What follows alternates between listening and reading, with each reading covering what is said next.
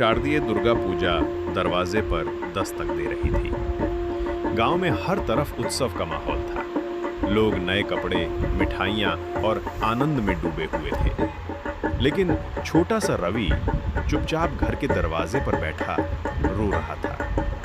कारण ये था कि उसका पिता बहुत गरीब था। नए कपड़े खरीदने के लिए पैसे नहीं थे, इसलिए वो पूजा के आनंद में सबके साथ शामिल नहीं हो पा रहा था।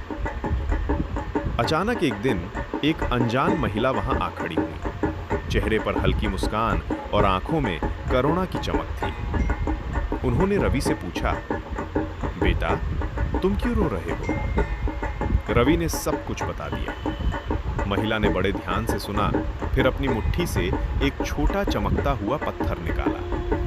उन्होंने कहा, यह साधारण पत्थर नहीं है। जब भी तुम्हें कुछ चाहिए होगा, इसे कह देना, वो पूरा हो जाएगा। लेकिन याद रखना, इसे बहुत संभाल कर रखना।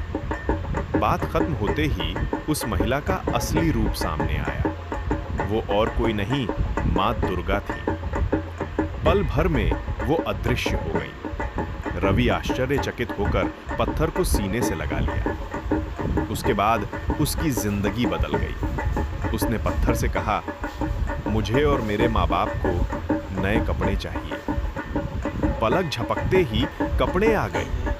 हमें भरपेट भोजन चाहिए। तुरंत थाली में स्वादिष्ट भोजन आ गया। धीरे धीरे रवि की जिंदगी खुशियों से भर गई। एक दिन उसने पत्थर से कहा, मुझे एक अजीब बड़ा पक्षी चाहिए।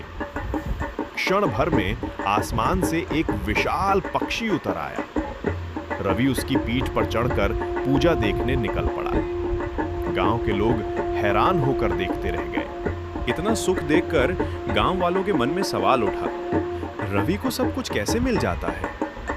कुछ चालाक लोग उसकी बातों का रहस्य जानना चाहते थे। आखिरकार उन्हें पत्थर के बारे में पता चल गया। तभी लालच में सबने सोचा, अगर ये हमारे हाथ आ जाए तो? लेकिन वे नहीं जानते थे कि रवि बुद्धिमान था। रात को वो पत्थर को जादू से कुत्ते में बदल कर रखता।